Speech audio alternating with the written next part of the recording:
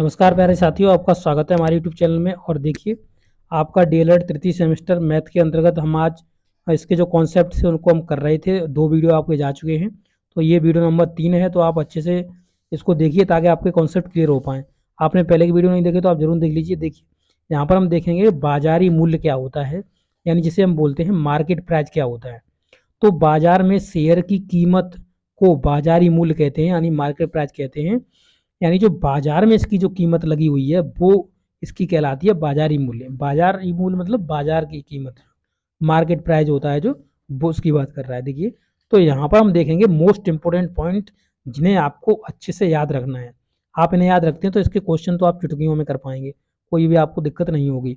तो देख सकते हैं, लाभांश जो होता है उसे कंपनी अंकित मूल्य पर देती है, न कि उसके बाजार मूल्य पर। तो हमेशा जब भी कंपनी लाभ देगी आपको, तो हमेशा किस पर देगी? आपको अंकित मूल्य पर देगी, जो कंपनी ने तय किया हुआ है, जो कंपनी ने पहले ही जो शेयर्स का जो एक्चुअल मूल्य है, जो उन्होंने अपने पहले तय किया हुआ है, उसी मूल्य पर आपको क्या देती है? लाभ देती है, न कि आपको मार्केट प्राइस पर देती है। ये चीज आपको याद रखनी है। किस तरीके से एग्जाम्पल के जरिए समझ लेते हैं। तो देखिए, माना कि अंकित मूल्य यहाँ पे मार रहे हैं और यहाँ पर हम बाजार मूल्य मार रहे हैं।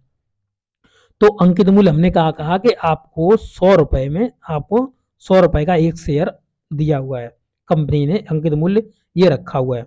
इस पर क्या हुआ कि इस पर हमें उसने 5% लाभांश दिया। किसने? कंपनी ने। जब कंपनी 5% लाभ देगी तो हमें कितने मिलेंगे? 105 रुपए। 105 रुपए मिलेंगे। 100 का अगर 5% निकालेंगे तो 105 रुपए मिलेंगे। ठीक है, 105 रुपए हो गए। अब ये जो 105 रुपए हैं, अगर बाजार की बात करी जाए तो बाजार में आपने शेयर कितने का खरीदा हुआ था? 100 रुपए का शेयर खरीदा हुआ था। तो उसमें आपका लाभांश जुड़ जाएगा। लाभांश कितना? जो 5 रुपए आपका लाभांश आया हुआ है, वो 5 आपका लाभांश जुड़ जाएगा। तो आप देख सकते हैं वो वहां पर कितना हो जाएगा? 115 रुपए हो जाएगा आपका लाभांश। तो आपको 110 रुपए में अगर आपने खरीदा हुआ था तो आपको 115 रुपए मिल जाएंगे, क्योंकि ये 5 रुपए जो आपके 5 लाभांश मिल रहा है वो आपको अंकित मूल्य पर दिया जाएगा, न कि आपको बाजार मूल्य पर। अगर बाजार मूल्य पर आप लेंगे तो 110 का आपको 5% निकालना होगा। कितना निकालना होगा? 5% निकालना होगा। ठीक है, तो आप अगर इसका निकालेंगे तो इसका ज़्यादा निकल के आएगा। ठीक है, इसे काट लेंगे, आप देखिए 5 दूनी 10। ठीक है, और इसे काटेंगे तो ये आ जाएगा 5 दूनी 10 पॉइंट 5 दूनी 10, 5.5 आ जाएगा। तो आपको 5.5 तो रुपये नहीं दे रहा है ये आपको कितना? 5 रुपये एक्स्ट्रा दे रहा है। तो यही आपके लाभांश में जुड़ जाता है। आप समझ गए होंगे कि आपका अंकित मूल्य और जो बाजार का मूल्य होता है उसमें जो आपको लाभांश दिया जाता है वो हमेशा अंकित मूल्य पर दिया जाता है। ये आपको हमेशा याद रखना है, इंपॉर्टेंट पॉइंट है आपके लिए। ठीक है, अब देखते हैं कि लाभांश को समझ लेते हैं। देखिए, शेयर पर लाभ देना ही क्या कहलाता है? लाभांश कहलाता है। शेयर पर जो लाभ दिया जाता है शेयर के अमाउंट पर, वही आपका लाभांश होता है। ये समतुल्य मूल्य क्या होता है? जब कंपनी का विक्रय मूल्य शेयर मूल्य, यानी शेयर के विक्रय मूल्य के बराबर हो जाए। तो कंपनी ने जो आपका विक्रय मूल्य जो कंपनी बेच रही है और जो शेयर का मूल्य है वो जब बराबर हो जाएंगे, यानी जो अंकित मूल्य है वो बराबर हो जाएंगे, तो क्या कहलाएगा? ये हमारा कहलाएगा आपका समतुल्य मूल्य। क्या बोलेंगे इसे हम? समतुल्य मूल्य बोलेंगे। आप देख सकते हो यहाँ पर। तो यहाँ पर आप एग्जांपल के लिए मान सकते हो कि जैसे ये 100 है तो ये 100 है, तो ये दोनों बराबर हैं, तो ये दोनों क्या कहलाएगा? समतुल्य मूल्य कहलाएगा। आगे इसके और कॉन्सेप्ट देखते हैं। तो अधिमूल्य क्या होता है, जिसे आप इंग्लिश में बोलेंगे एबव पर। तो यहाँ पर आप देख सकते हैं कंपनी का विक्रय मूल्य। जैसे मान लीजिए, देखिए कंपनी का विक्रय मूल्य ज़्यादा है किससे? अंकित मूल्य से। तो कंपनी ने जो निर्धारित किया हुआ है अंकित मूल्य, उससे कंपनी का विक्रय मूल्य ज़्यादा हो चुका है।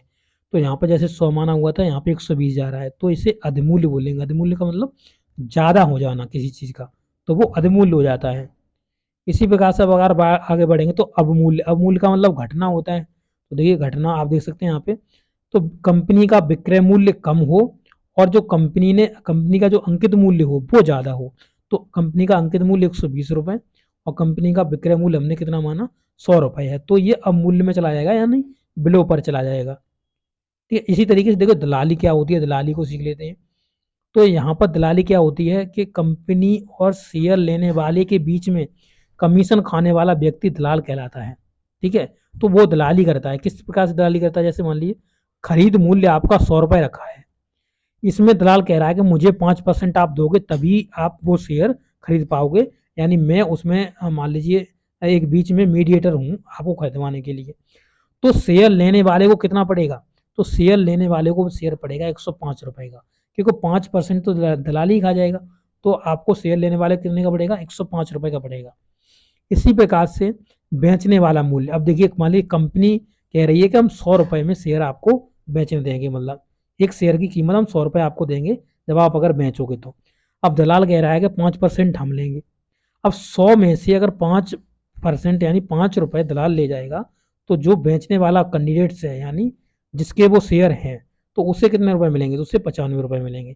तो इस तरीके से जो दलाल होते हैं वो कमीशन खाते रहते हैं बीच में।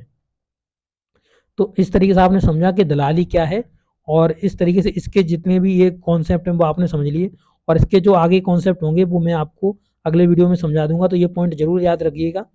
ठीक है, तो आपको वीडियो कैसा लगा है? अच्छा लगा तो अपने दोस्तों के साथ जरूर शेयर करिएगा। Okay, thank you.